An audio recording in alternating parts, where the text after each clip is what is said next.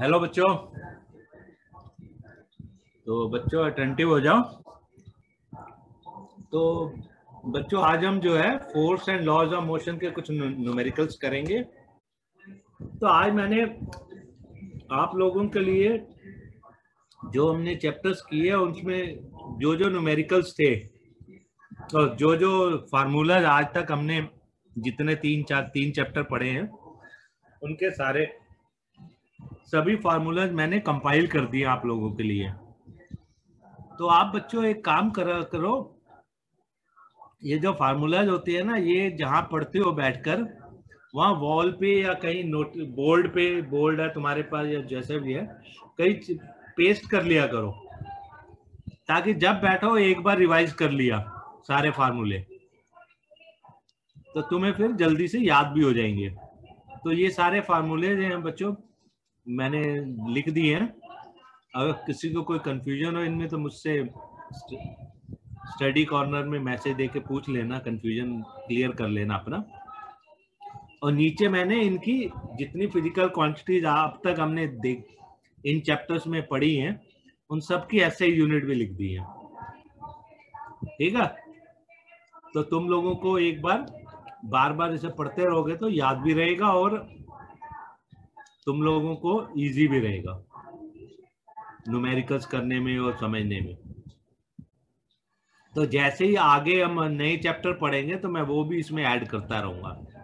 तो फिलहाल जितने चैप्टर्स हमने किए हैं वो सब यूनिट्स उनकी और फार्मूले जितने हैं सब लिख दिए। ओके, अच्छा बच्चों अब हम क्वेश्चंस करते हैं। पहले हम बच्चों ये मल्टीपल चॉइस क्वेश्चन करते हैं।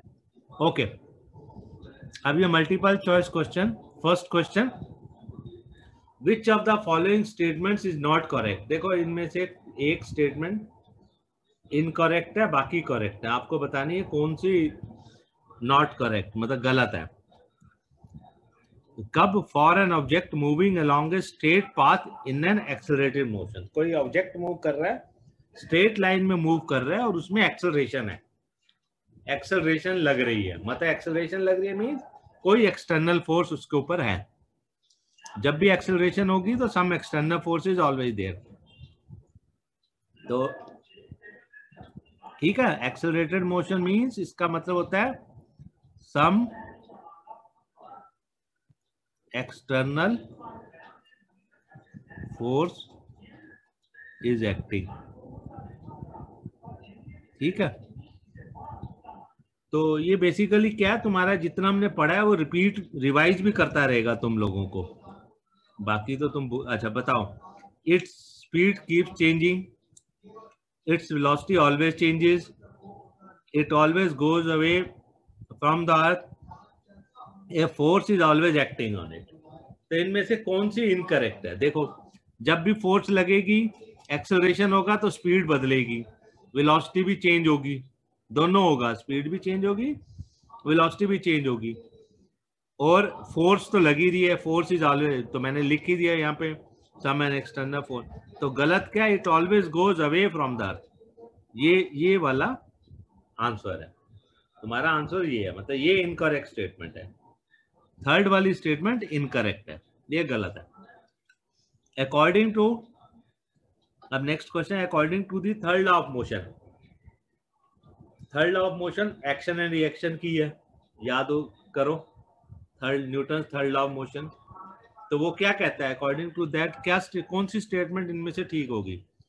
Always act on the same body, no, वो एक बॉडी दूसरी बॉडी पे, एक बॉडी दूसरे पे एक्ट करती है या फिर दूसरी बॉडी पहली वाली पे रिएक्ट करती है। एक्शन एंड रिएक्शन है ना, वो एक्शन एंड रिएक्शन होता है, एक एक्शन करती है और दूसरी बॉडी रिएक्शन करती है। तो always act on the same body, no, always act on different bodies in opposite direction, है ना।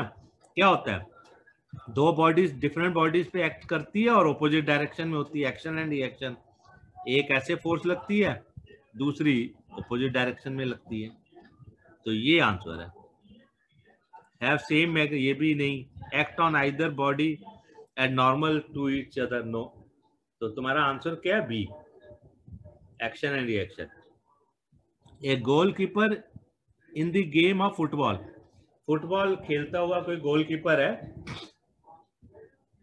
वो अपना हाथ जो है पीछे की तरफ लेता है जब भी वो बॉल को कैच करता है, मैंने आपको बताया था।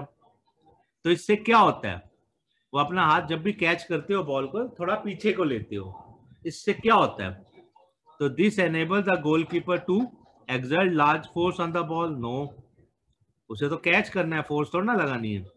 Reduce the force exerted by the ball on the hands, increase the rate of change of momentum और decrease the rate of change of momentum. क्या होता है, तो सर आंसर है option B and option D. तो reduce the force exerted on the ball. Okay, हमें sir एक option D भी तो होगा सर। और डिक्रीज, हाँ, the rate of change of momentum क्या होता है, rate of change of momentum force ही तो होती है, ये भी है, ठीक है, ये भी कर सकते हो।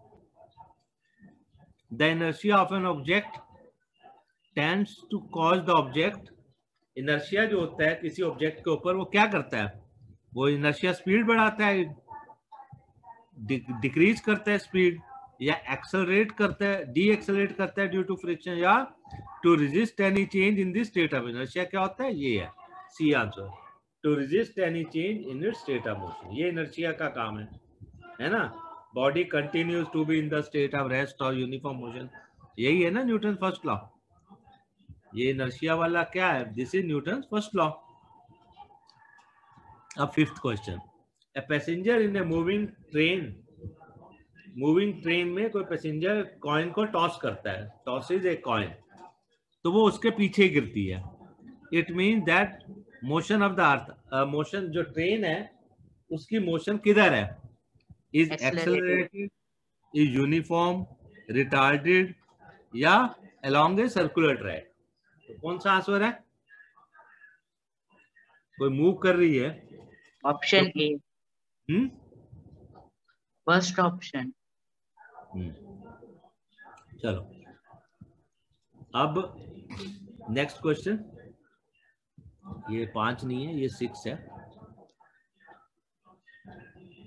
ये 6 number question. An object of mass 2 kg, 2 kg का ऑब्जेक्ट है, इस sliding with a constant velocity या 4 मीटर पर सेकंड की स्पीड से, वेलोसिटी से वो स्लाइड कर रहा है ऑन ए फ्रिक्शनलेस टेबल, कोई फ्रिक्शनलेस टेबल है उसके ऊपर वो स्लाइड कर रहा है, ठीक है ना, ये कोई टेबल है इसके ऊपर कोई ऑब्जेक्ट स्लाइड कर रहा है। The force required to keep the object moving with the same velocities, कितनी फोर्स लगेगी, कांस्टेंट वेलोसिटी से चल रहा है तो कोई उसी 4 मीटर पर second with the same velocity means 4 metre पर सेकंड की वेलोसिटी से उसको मूव करना है, तो कितनी फोर्स लगेगी, वेलोसिटी तो चेंज नहीं हो रही है तो लगेगी। इस क्वेश्चन में क्या है, no change in velocity,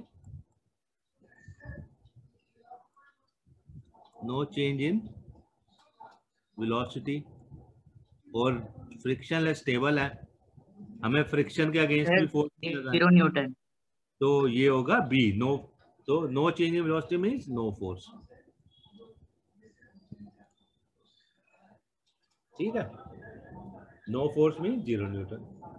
rocket works on the principle of conservation of, rocket किस पे वर्क करता है, momentum, principle of conservation of momentum, तो principle of conservation of momentum का एक एग्जांपल रॉकेट भी है। तुम्हें अच्छा, a water tanker filled up to 2/3 of its height, कोई वाटर टैंकर है वो 2/3 ऑफ इट्स हाइट तक भरा हुआ है, अगर sudden application of the brake, the water in the tank will, जैसी ब्रेक लगेगी, कोई ट्रक है उसके अंदर पानी है उसके टैंक में भरा हुआ, ऊपर से खाली है, 2/3 ऑफ इट्स हाइट मतलब 1/3 हाइट, 1/3 हाइट इज एम्प्टी, है ना, ऊपर से खाली है थोड़ा, उसका पानी क्या होगा, वाटर टैंकर आगे जा रहा है तो उसका पानी पीछे जाएगा, आगे जाएगा, अनइफेक्टेड होगा, ऑप्शन बी मूव फॉरवर्ड, ये किसका आंसर, किस पर बेस्ड है, किस पर बेस्ड है question? Newton's first law. Newton's first law. होगा क्या कि जो पानी है, पानी भी मूव कर रहा है टैंकर ट्रक के साथ। जो टैंकर है पानी का, tanker means truck, water tanker means ये कोई ट्रक है। ट्रक के पीछे टैंकर लगा होता है ना, तो कोई ट्रक है, उसके टैंक में पानी भरा हुआ है। अब ट्रक तो मूव कर रहा है और उसने सडनली ब्रेक लगा दी, पर ट्रक के साथ पहले तो पानी भी मूव कर रहा था, टैंक के अंदर है पर वो मूव तो कर रहा है ना ट्रक के साथ साथ। अब क्या हुआ, ट्रक ने तो ब्रेक लगा दी, पर पानी तो, उनको तो ब्रेक नहीं लगी है, पानी तो आगे बढ़ रहा है। तो पानी आगे बढ़ रहा है मीन्स पानी तो मूव फॉरवर्ड, ब्रेक तो ट्रक को लगी है, तो वो न्यूटन फर्स्ट इनर्शिया के कारण वो पानी जो है वो आगे मूव करता रहेगा। Okay, there are 3 solids. अब 3 सॉलिड्स हैं, एक एल्यूमिनियम है, एक स्टील है और एक वुड है, तीनों के बने हुए हैं। तीन, सबकी शेप और वॉल्यूम सेम है, सबका शेप और वॉल्यूम सेम है, तो मास किसका ज्यादा होगा? अच्छा पहले बताओ, डेंसिटी किसकी ज्यादा होगी? डेंसिटी एल्युमिनियम की ज्यादा होगी, स्टील की होगी या वुड की? सर मैक्सिमम एल्युमिनियम की। मैक्सिमम डेंसिटी होगी aluminium. No, maximum density is of steel. Okay, maximum density steel की होगी। और आपको क्या मालूम है, वो कह रहा है which of them would have highest inertia. Highest inertia किसका होगा? स्टील का। Inertia will be of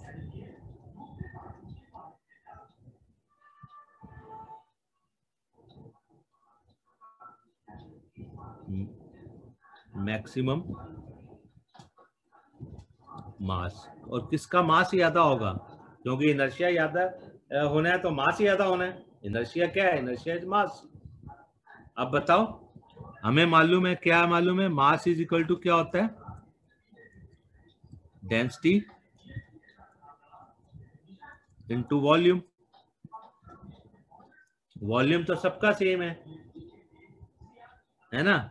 volume तो कह रहा है सबका सेम है, ऑफ सेम वॉल्यूम, लिखा है ना, same shape and volume, is of same shape and volume लिखा हुआ है, लिखा है ना, सेम शेप एंड वॉल्यूम। तो वॉल्यूम, तो मास किसका ज्यादा होगा? जिसकी डेंसिटी सबसे ज्यादा है। तो mass of steel is maximum, क्योंकि उसकी डेंसिटी ज्यादा है। हेंस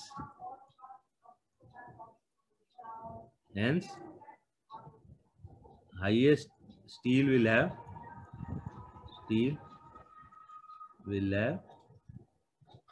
स्टील का क्या होगा? Hence steel will have highest inertia. ठीक है, तो स्टील का इनर्शिया सबसे ज्यादा होगा।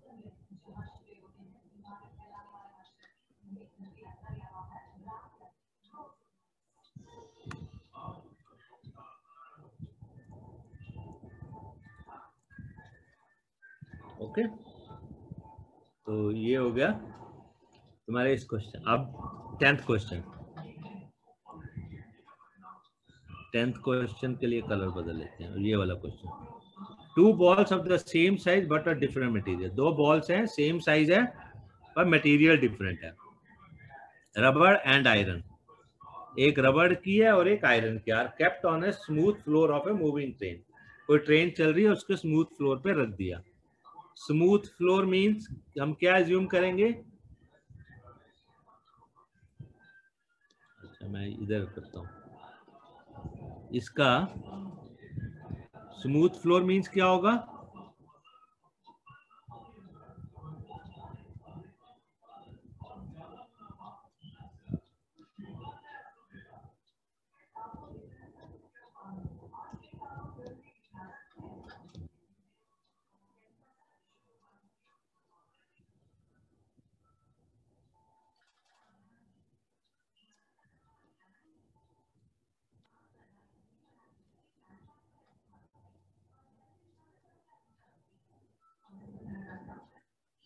Smooth floor means no friction, मतलब कोई फ्रिक्शन नहीं है. ओके, नो फ्रिक्शन मीन्स कोई फोर्स नहीं लग रही. No friction, that is no external force.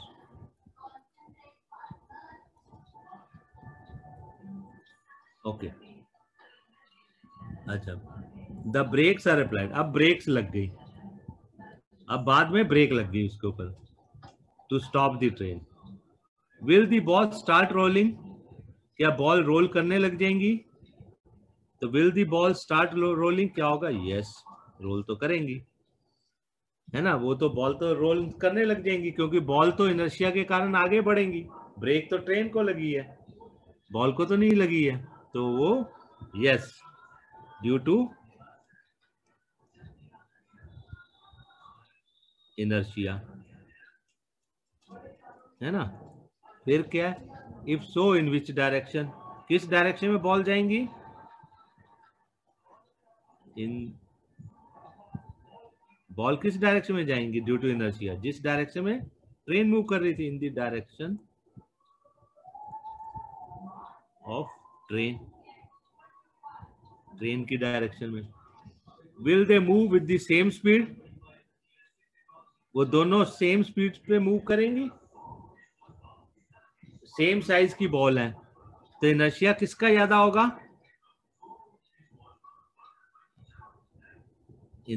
कौन सी हैवी है? सेम उसकी है तो mass of iron ball. Iron ball is more, so it will have more inertia, है ना. तो और फिर will they move with this speed? तो आंसर क्या होगा? No, the balls will move with different speed, है ना. और किसकी स्पीड ज्यादा होगी? Speed, rubber ball. क्योंकि उसका इनर्शिया कम है. Rubber ball, speed of rubber ball will be more, क्योंकि उसका इनर्शिया कम है ना. ओके, अब हम अगला क्वेश्चन करते हैं 11th. अब 11th का क्या है? टू आइडेंटिकल बुलेट्स, दो आइडेंटिकल बुलेट्स फायर की, वन एक लाइट राइफल से, another by a heavy rifle. दो बुलेट्स एक जैसी है, बुलेट का मास सेम है, तो कौन सी, विच राइफल विल हर्ट को, मैंने आपको बताया था ना, फायर करते हैं तो राइफल जो है, बुलेट तो आगे जाती है, राइफल जो है पीछे की तरफ पुश करती है. न्यूटन थर्ड लॉ बताया था ना. तो पुश करती है तो उससे चोट भी लगती है अगर हम ठीक से ना पकड़े राइफल को, तो वो हर्ट भी कर सकती है. तो कह रहे हैं हैवी वाली हर्ट करेगी ज्यादा या लाइट वाली? तो ये Newton third law, conservation of momentum, सब इसमें तो है. तो देखो, बुलेट आगे गई, वो राइफल इधर बुलेट है, ये राइफल पीछे की तरफ आएगी, आएगी नहीं आएगी? राइफल पीछे. अब बुलेट का मास जो है सेम है, तो बुलेट जो है इसका मास m में अगर, और ये v वेलोसिटी से आगे गई, तो ये लाइट राइफल है. और लाइट राइफल का मास क्या होता है? लाइट राइफल का मास जो है हैवी राइफल से कम होगा, होगा या नहीं होगा? yes, तो ज्यादा तो लाइट राइफल का मास अगर m1 है, अच्छा मैं इसको तुम्हें यहाँ कर ही देता हूँ.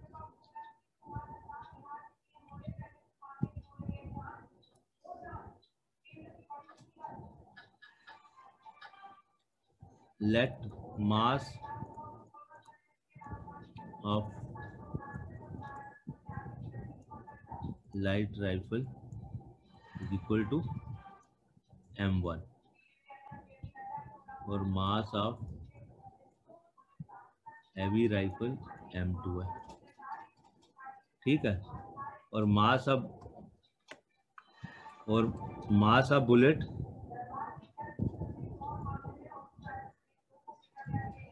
Is equal to m, velocity of bullet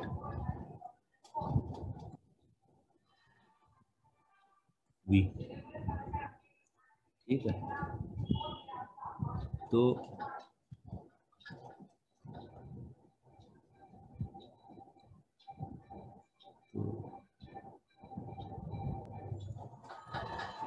m इसका मास है, ओके। वेलोसिटी बुलेट की भी है, और जो पीछे की तरफ आएगी राइफल, तो वेलोसिटी जो है लाइट राइफल की, velocity of light rifle is equal to v1, velocity of heavy rifle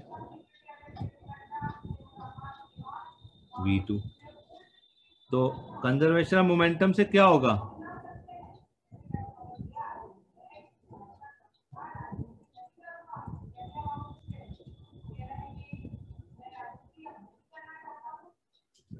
law of conservation of momentum क्या कहता है? Initial momentum is equal to final momentum, है ना। तो total initial momentum of bullet and rifle of bullet, sorry, and light rifle. Bullet और light rifle का initially क्या होगा मोमेंटम? इनिशियली तो दोनों रेस्ट पर हैं, तो क्या होगा?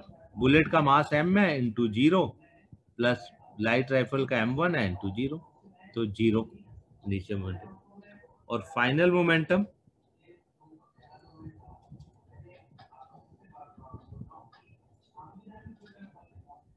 बुलेट प्लस लाइट राइफल क्या होगा? m1 v1 प्लस mv होगा ना। और तो initial momentum is equal to final momentum. Law of conservation momentum से क्या है? Initial momentum is equal to final momentum.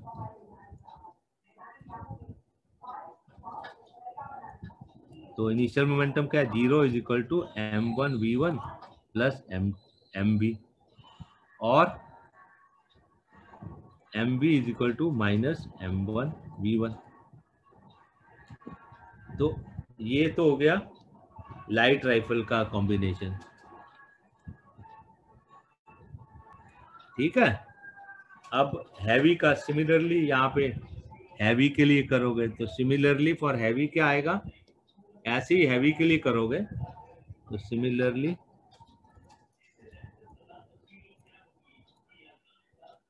For heavy rifle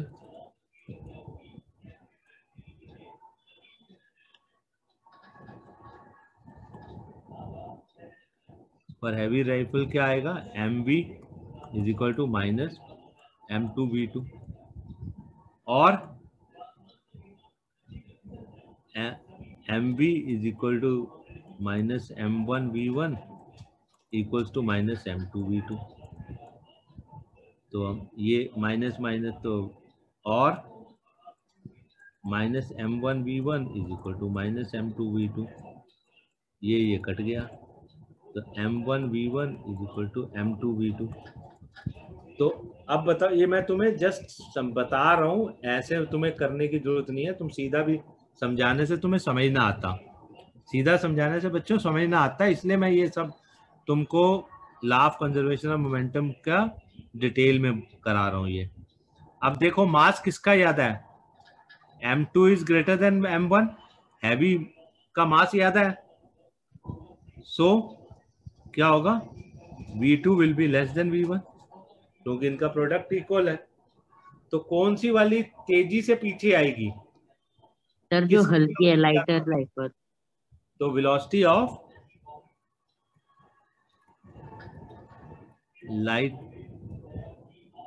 light rifle is more than heavy rifle. So कौन सी hurt करेगी? Hence जो तेजी से पीछे आएगी। Hence कौन सी ज्यादा हर्ट करेगी? Hence light rifle will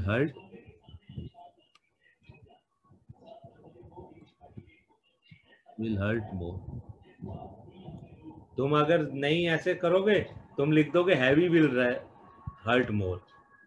नहीं, आंसर गलत हो जाएगा। तो लाइट विल हर्ट मोर। ठीक है, समझ आया कुछ?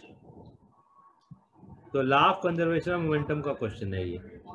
सपोज, अब next, suppose A ball of mass m, अच्छा नहीं, 12th क्वेश्चन क्या है बच्चों? 12th क्वेश्चन क्या कहता है? A horse continues to apply a force in order to move a car with a constant speed. Explain why. Horse continue apply करता है ना फोर्स कार्ड को मूव करने के लिए विद ए कांस्टेंट स्पीड, है ना? तो हॉर्स फोर्स कहाँ लगाता है भाई? क्वेश्चन तो ये है कि जब फोर्स लगती है तो कांस्टेंट स्पीड से अगर कार्ड चल रही है, इसका मतलब हॉर्स की जो फोर्स है वो कहाँ जा रही है? वो फोर्स किसके अगेंस्ट है? वैसे तो फोर्स लगे तो वेलोसिटी बढ़नी चाहिए, यहाँ पे वेलोसिटी तो बढ़ नहीं रही। यहाँ क्या हो रहा है? हॉर्स फोर्स लगा रहा है to move a car with a constant speed. Speed में या वेलोसिटी में चेंज नहीं आ रहा। वैसे तो फोर्स लगने से आना चाहिए। तो ये क्या हो रहा है? तो हॉर्स की कहाँ जा रही है? फ्रिक्शनल फोर्स को हटाने के लिए। तो 12th का आंसर क्या होगा बच्चों? 12th का आंसर होगा कि 12th का आंसर होगा कि force exerted by the horse is against force of friction. Force of friction, देखो इसका क्या मतलब हुआ? जब भी फोर्स, अगर कहें किसी टेबल के ऊपर कुछ सामान पड़ा हुआ है और वो हिल नहीं रहा, वहां पड़ा हुआ है, क्यों? क्योंकि उस मटेरियल में और टेबल के बीच में फ्रिक्शन है। तो अगर फोर्स ऑफ फ्रिक्शन हट जाए तो सब कुछ चलने लग जाएगा। फोर्स ऑफ फ्रिक्शन अगर हट जाए तो कोई भी चीज रेस्ट पे नहीं होगी, सब हिलती डुलती रहेंगी, क्योंकि एक्सेलरेशन ड्यू टू ग्रेविटी अर्थ का तो हमेशा लग रहा है। तो इसलिए कहते हैं फ्रिक्शन is a necessary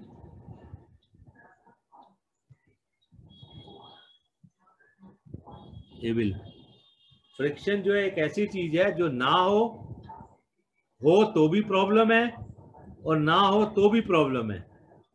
अगर नहीं होगी तो हर चीज हिलती रहेगी, कोई रेस्ट में ही नहीं रहेगा।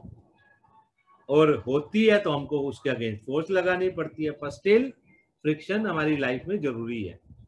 नहीं तो फ्रिक्शन नहीं होगी तो हम प्रॉपरली, जैसे कोई बहुत स्मूथ सरफेस होती है या बारिश का हल्का हल्का गीली होती है तो चलना मुश्किल होता है ना, फ्लोर के ऊपर स्लिप होने का डर होता है।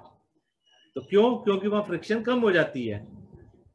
फ्रिक्शन जब भी जहां कम होगी, बहुत स्मूथ सरफेस होगी, तो वहां चलना मुश्किल है, हमें चोट लग सकती है। तो इसलिए फ्रिक्शन जो है लाइफ में बड़ी जरूरी है।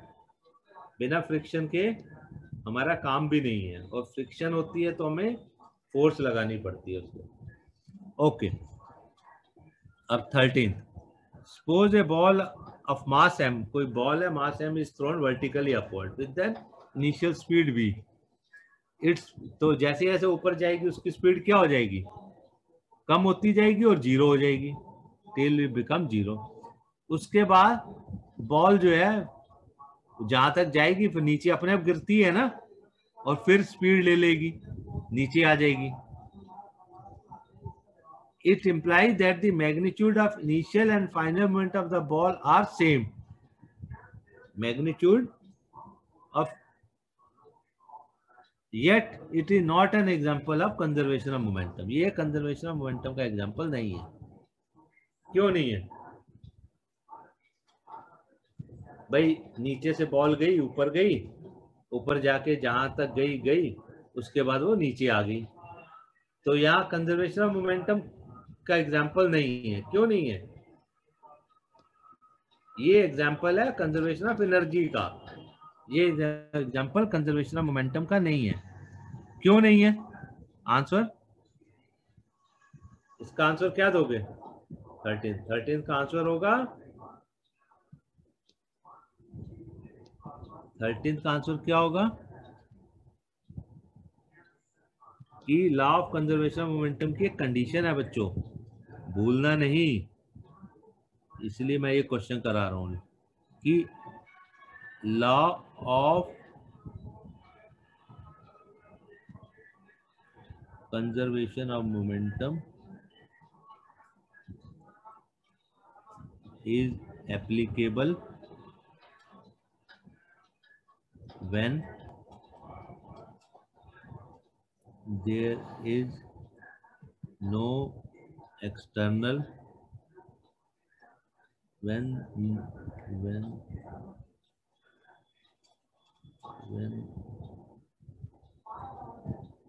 no external there is when no external force is acting, जब कोई एक्सटर्नल फोर्स एक्ट नहीं करती है. और यहाँ पे कौन सी एक्सटर्नल, इन आवर जो क्वेश्चन है इसमें क्या है, हियर द बॉल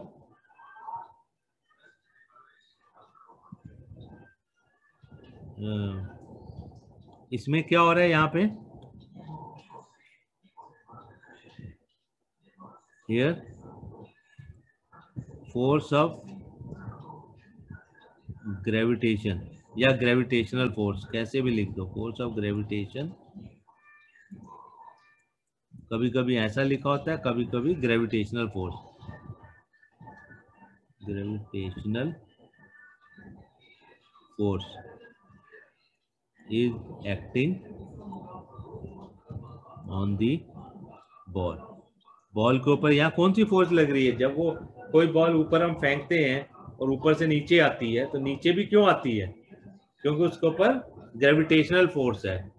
और law of conservation of momentum कभी तभी एप्लीकेबल है when there is no external force. तो बच्चों ये बहुत इंपॉर्टेंट है, इसको समझना 13 का. ठीक है, तो क्लियर हुआ कि कंजर्वेशन ऑफ मोमेंटम क्यों नहीं एप्लीकेबल, बिकॉज यहाँ पे ग्रेविटेशनल फोर्स एक्ट कर रही है. ओके, अब next, velocity versus time graph दिया हुआ है of a ball of mass 50 gram. कोई बॉल है जिसका मास 50 ग्राम है, rolling on a concrete floor as shown. Calculate the acceleration and friction force of the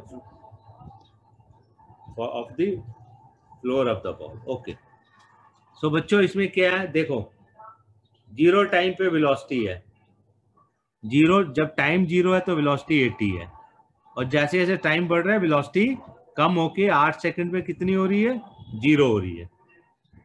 तो इसमें क्या है,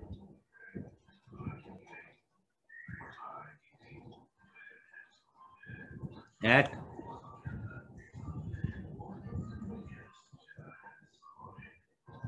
t is equal to 0, velocity कितनी है, v1 इज, या इनिशियल वेलोसिटी लिख देते हैं, इनिशियल वेलोसिटी है ना, t is equal to 0, u is equal to 80 metre पर सेकेंड, और t इज इक्वल टू 8 पे फाइनल वेलोसिटी कितनी है, 0 मीटर पर सेकेंड। तो ये क्या केस है?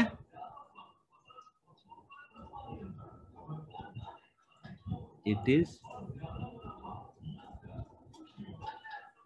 Case of retardation. ये रिटार्डेशन का केस है, मतलब फोर्स इज एक्टिंग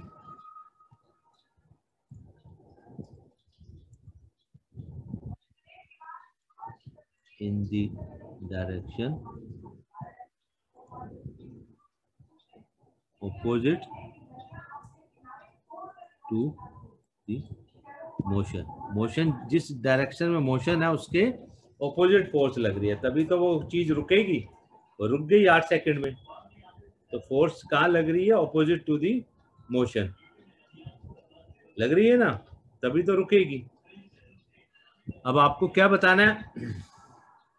एक्सेलरेशन निकालना है। तो एक्सेलरेशन बताओ, पॉजिटिव आएगा नेगेटिव आएगा?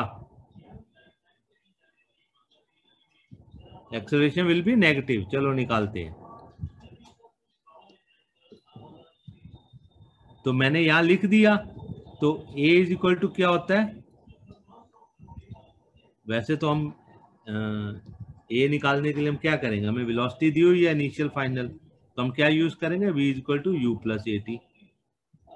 तो v कितना है? फाइनल वेलोसिटी 0, इनिशियल वेलोसिटी कितना है? 80 प्लस a इंटू, तो a क्या आ गया? -80 upon 8 is equal to -10 metre पर सेकंड स्क्वायर। यह हो गया, ठीक है। अब फ्रिक्शनल फोर्स, तो बॉल ये क्यों रुक रही है? Ball is coming to rest due to frictional force. तो friction force equal to m into a. तो फ्रिक्शन फोर्स क्या होगी? m कितना है? मास 50, तो 50 डिवाइडेड बाय 1000 kg इंटू 10, तो ये हो गया -5 -5/10, 0.5 न्यूटन।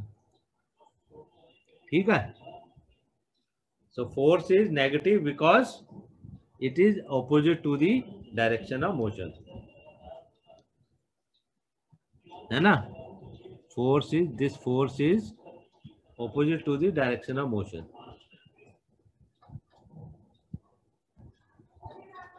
So क्या लिख सकते हैं यहाँ पे? हम ये लिख सकते हैं कि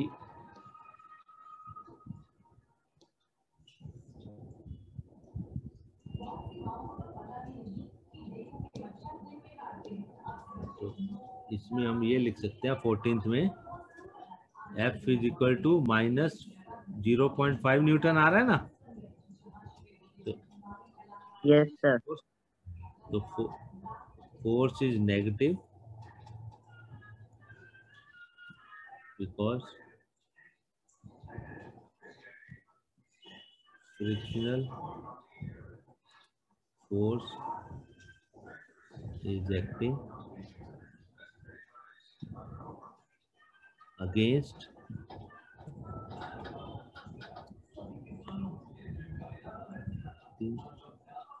in the direction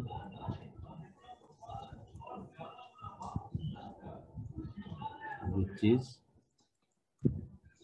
opposite to the direction of motion। इसलिए बच्चों जब भी फ्रिक्शन फोर्स हो तो हमेशा उसकी डायरेक्शन किधर होगी? जिस डायरेक्शन में बॉडी मूव कर रही है, ऑब्जेक्ट मूव कर रहा है, उसके ऑपोजिट होगी। जब भी कोई ऑब्जेक्ट मूव कर रहा है तो frictional force will be opposite to the direction of motion. चलो अब 15th, a truck of mass m is moved under a force F. If the truck is then loaded with an object equal to the mass of truck and driving force is half, then how does the acceleration change? बताओ क्या होगा? 15वें का question का answer 15th, a truck of mass m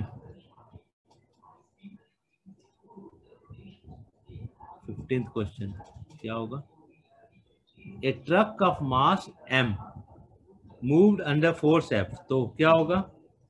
F is equal to m into mass into acceleration. तो let a is the acceleration,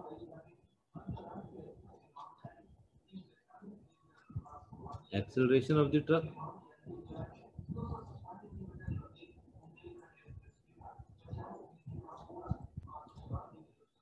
है ना, a acceleration है तो फोर्स क्या होगा? m इंटू है. F is equal to m into a. If the truck is loaded with an object equal to the mass of the truck. अब इसमें जो है हमने जितना a truck of mass m moved, अच्छा अब इसमें हमने mass of the, तो हमने क्या कर दिया? तो equal to the mass of the, अब मास को हमने क्या कर दिया?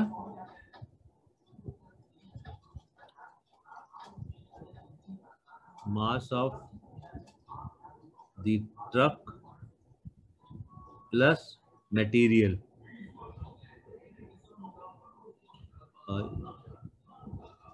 प्लस ऑब्जेक्ट या जो भी है.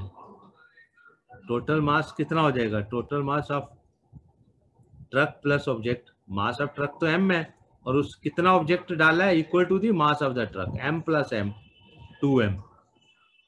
हो गया. जितना वो कह रहा है ट्रक का मास है उतना ही हमने सामान उसमें भर दिया.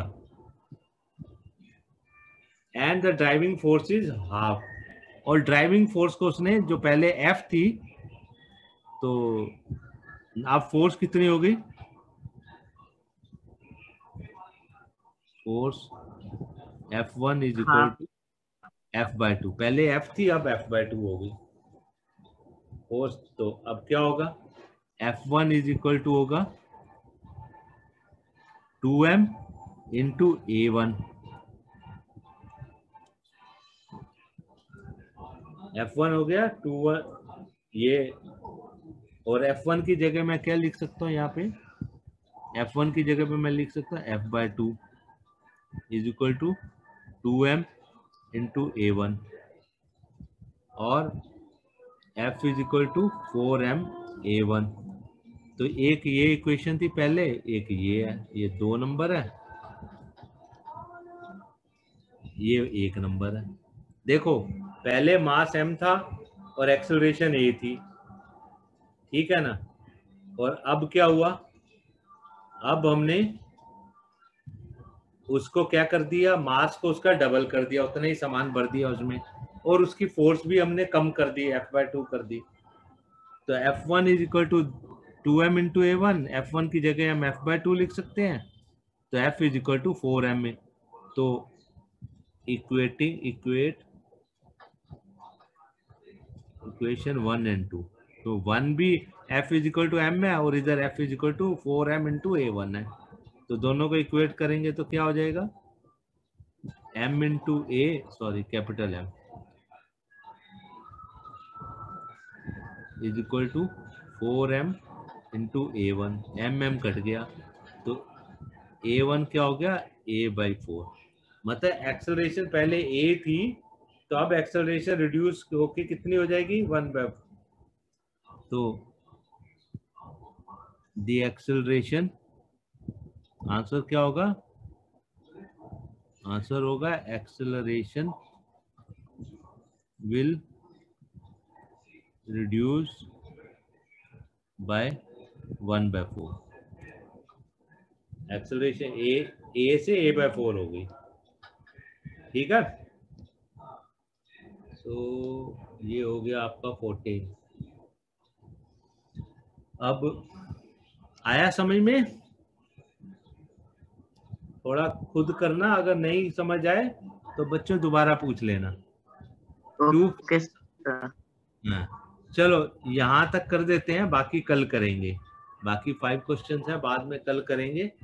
तुम लोग भी इसको देख लेना क्या है, और जितने कराए इनको समझ लेना. अगर कहीं डाउट होगा बच्चों तो कल पूछ लेना. और ये खत्म होने के बाद फिर हम, ये थोड़े से क्वेश्चन बचे हैं 4-5, ये कंप्लीट करने के बाद फिर हम जो है वो नए चैप्टर के भी स्टार्ट कर देंगे कल नहीं मीन डे आफ्टर। ठीक है, सो इतने अच्छे से एक बार स्टडी कर लो, कोई डाउट हो तो मुझसे पूछ लेना। Okay then bye. Thank you sir, bye sir.